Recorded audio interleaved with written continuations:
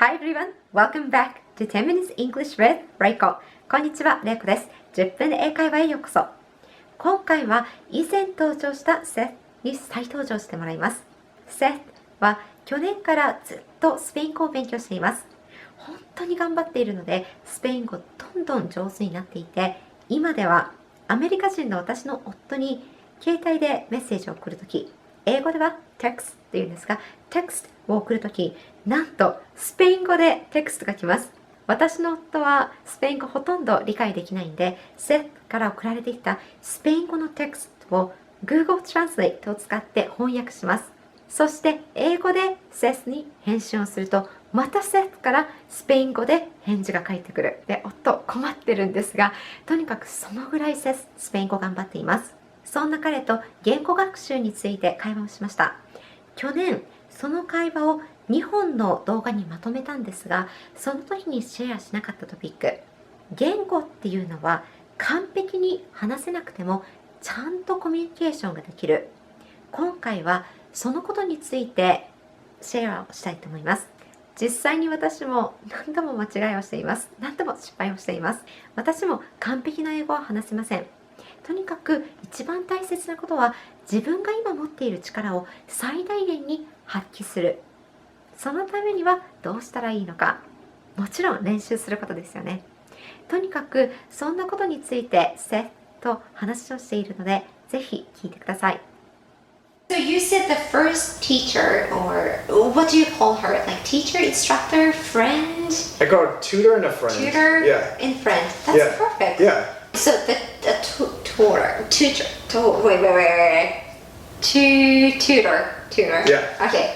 My tongue is not moving. Hey, I have that same problem. I know the word in Spanish, but my tongue betrays me. Yeah. So tutor, she doesn't speak English, right? No, her English is good. Good, but you guys don't We've speak had a English. It was really weird. So we spoke maybe 75 hours straight Spanish, and one day she's like, I taught her this saying off the clock.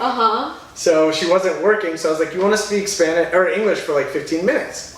She's like, okay. And when we spoke English, she was like, it's like I'm meeting a new person.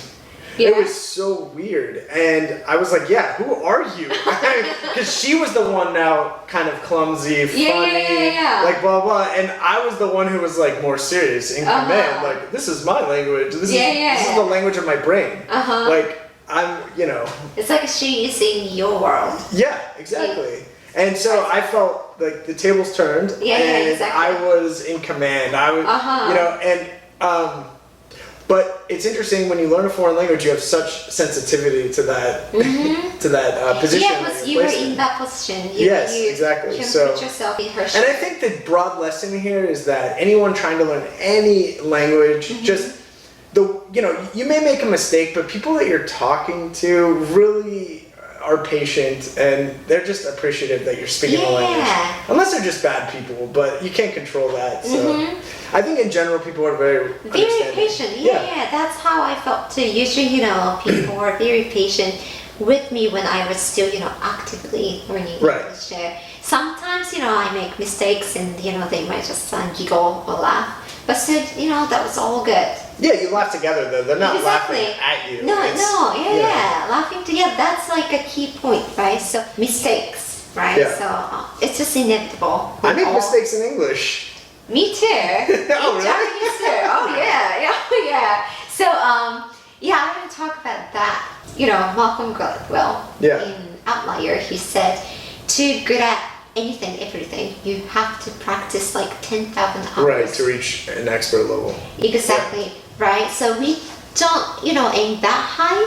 Right. But still, we do need to practice to get better. Right. So how do you tackle your mistakes? Because, each mistake is sometimes, frustrating, humiliating. It comes with kind of like negative emotions, right? So how do you tackle that? Like, what's your attitude towards mistakes? I think you make mistakes are really great. So you have to go in and make that easy. It's bad. And you should yourself. And so it's totally ingrained in our Making mistakes is the opportunity to learn, right? Because making mistakes is definitely part of learning. and I have to drop some Jerry Seinfeld quote. He said in Netflix series, comedians in cars getting coffee. So he said something like, pain is wait. Okay, hold on. Okay, I'm gonna just no, I don't want to read. Okay, so But then you gotta start from the topic, unless you wanna yeah, read this. could you? Okay, so I'm gonna just start from just Jerry's. Okay,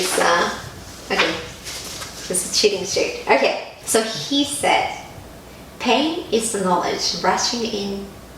Oh, once again. Okay, I can just read. Okay. So he said, pain is the knowledge rushing in to fill a gap when you stub your toe on the foot of the bed. That's the gap in knowledge. Think about that. And he continues. Okay, so he continues. And that was the pain in the gap. Okay, I said that. Wait, no. Wait, can It's I? like Jerry Seinfeld's in my Jerry, is that you? I love your show. I know it's One second. Okay, so I'm gonna start from, he says, so pain is the knowledge rushing in to fill a gap when you stub your toe on the foot of the bed. That's the gap in knowledge. And the pain is a lot of information really quick. And that's what pain is. What do you think Oh, What do you okay. think about that? I mean, Nah. Jerry, isn't he the man? Yeah, he's the man. Does that make sense to you? You know what I mean? Yeah. Okay, we can cut it. But okay. It's not that difficult. Maybe like something like Monday or something. Yeah. Okay, seriously. Wait, how many more questions do you have? You have like 30 minutes, put it around something. Okay. Whoa, okay. Yeah, just like no pain, no gain. That's Yeah. the easiest way, Yeah. way to say. You Yeah. have to feel the pain, kind of like emotional pain, right? It's like embarrassment, humiliation, frustration, but that's what pushes you to like another level. Like because you want to get better, Right. you have to feel the pain. Yeah, and to bring up, you brought up Malcolm Gladwell's 10,000 hours Yeah, makes you I an love expert. that, yeah.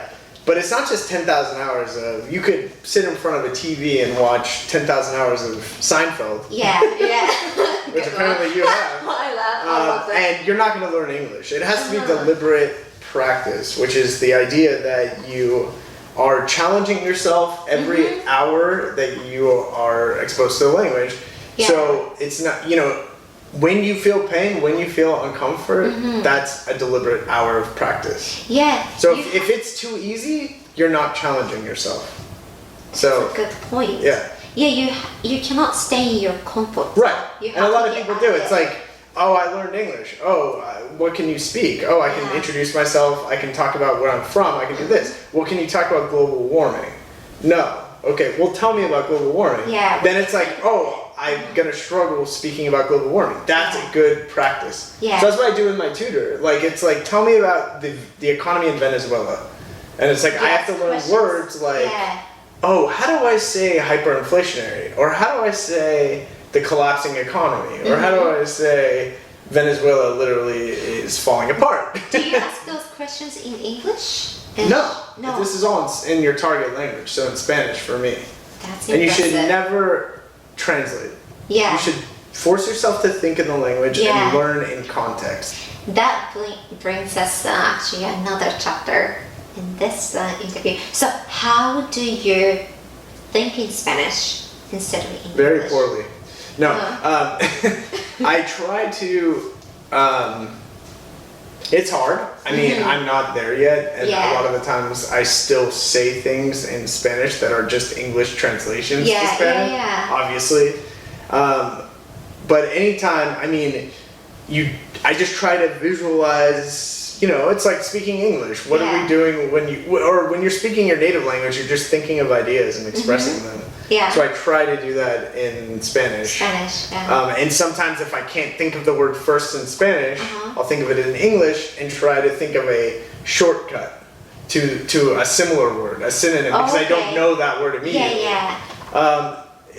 I don't And that's really the thing. That's what fluency is in a respect is spontaneity, being able to express yourself in many different ways, not just one way. Yeah. But being able to express yourself in one way is fine. It's perfectly fine.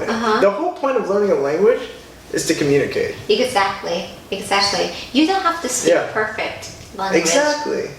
I saw a video on YouTube where a guy was like using incorrect verb conjugations just to prove the point that you can still get what you want. He went to McDonald's and he's like, the cashier who was like, what do you want? And he was like, she'll have a Big Mac, or she would have a Big Mac, or something that makes no sense. The guy's like, one Big Mac. You know, it's like, oh, they got it. Yeah, so even if you misconjugate a verb or it makes no sense, people are gonna assume that what you mean, and most of the time it ends up fine. So.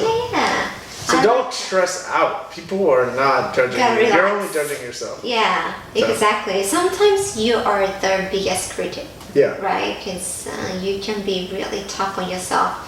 Or sometimes, in my case, some viewers get really tough on me. Like, easy. Yeah. いかがでしたか？今回のセスとの会話の感想や意見をぜひ下のコメント欄で教えてください。また、Sethとは語学学習について1時間以上、確か2時間近く話していたんで、その半分ぐらいをNo.1 とNo.2 の動画でシェアしています。それもぜひ参考にしてください。Thank you for watching. See you next time. Bye!